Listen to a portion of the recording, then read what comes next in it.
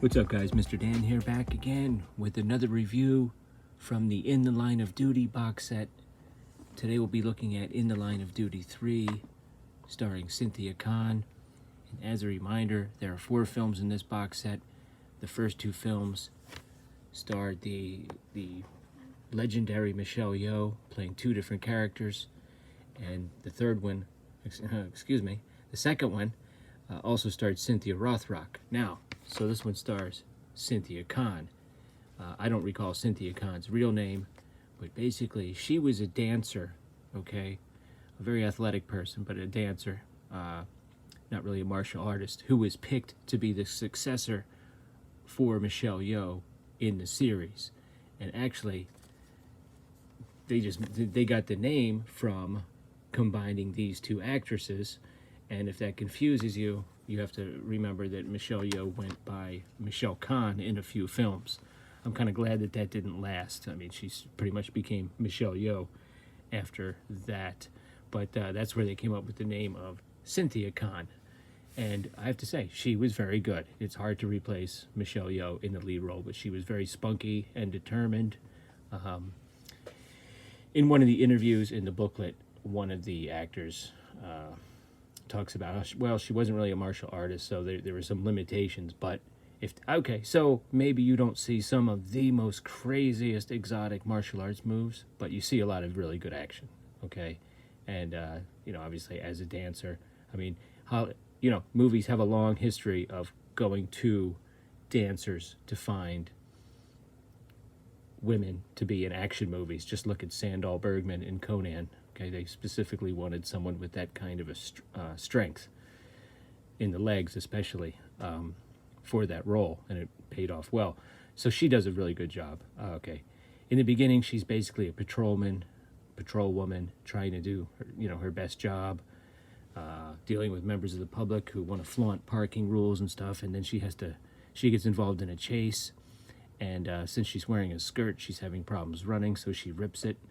And then she lets loose with some pretty good kicks. And her uncle, I believe it's her uncle, is actually higher up in the police force. So they have this sort of relationship where he gets kind of nervous about her going all out and everything. But eventually she sort of gets promoted. I don't know if they call her an inspector or not. I've noticed by the 4th film, you're going to hear the phrase, "Yes, madam," like 500 times. Anytime she gives orders to her lower ranks, it's always, "Yes, madam." Anyway, in this film, she teams up with yet another Japanese police officer. This time it's played by Hiroshi Fujioka, who plays a character named Hiroshi Fujioka. More about the names in a moment. And they're going up against, this time, an interesting set of villains. The film opens up, or soon after she becomes promoted, there is a jewelry heist.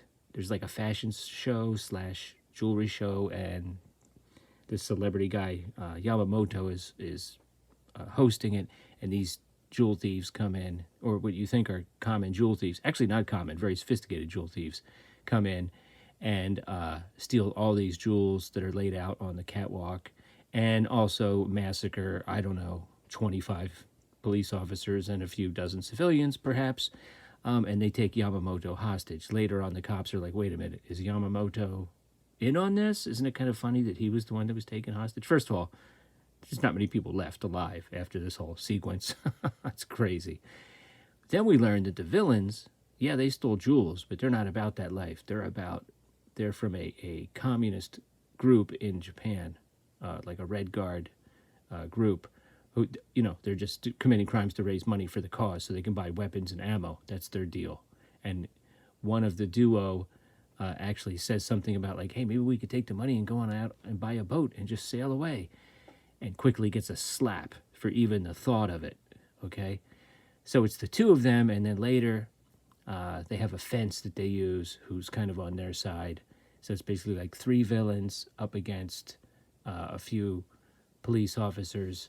Obviously, the Cynthia Khan character, Fujioka, has really good reason to hate these 2 criminals. The female was actually a pretty well-renowned bodybuilder. She's not. She looks very physically strong. She's not like bulging with muscles, but apparently she was very competitive athletically in a variety of fields, including bodybuilding. So the bad guys in this are very good. To be honest, I'm kind of, in my mind, I'm conflating the two films as I've watched part 4. This one has some very good stunts, some pretty good car chases.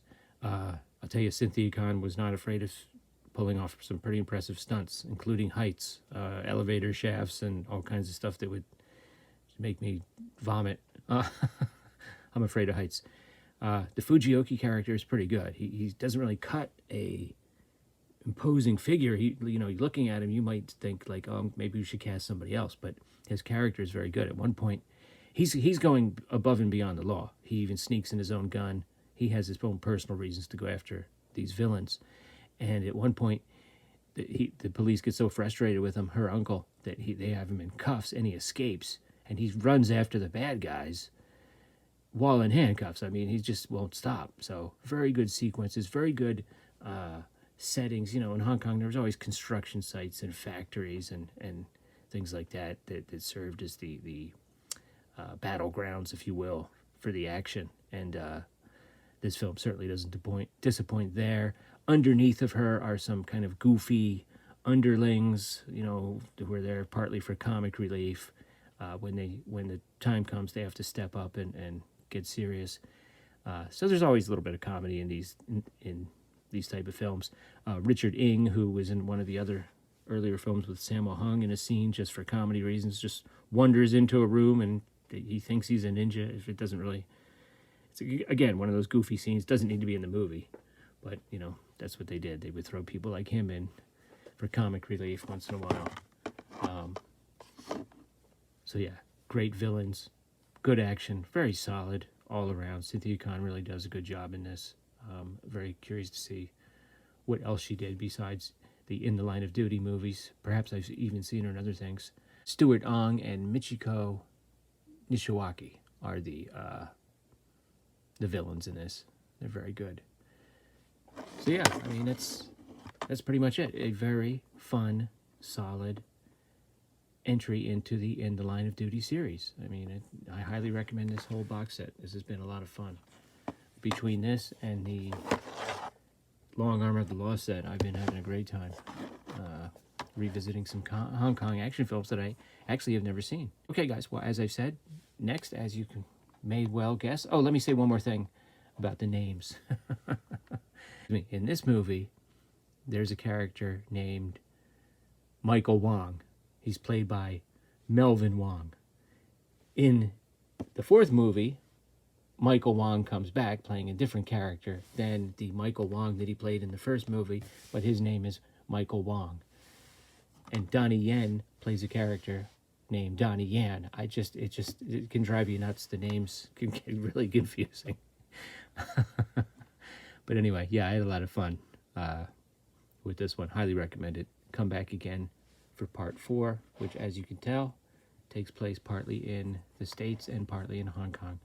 Okay, there you go, guys. Have you seen it? Which one of these is your favorite? I know Mr. Bones has seen some of these. He's got a big martial arts collection. Okay, check out his channel, and I'll be back with another one soon.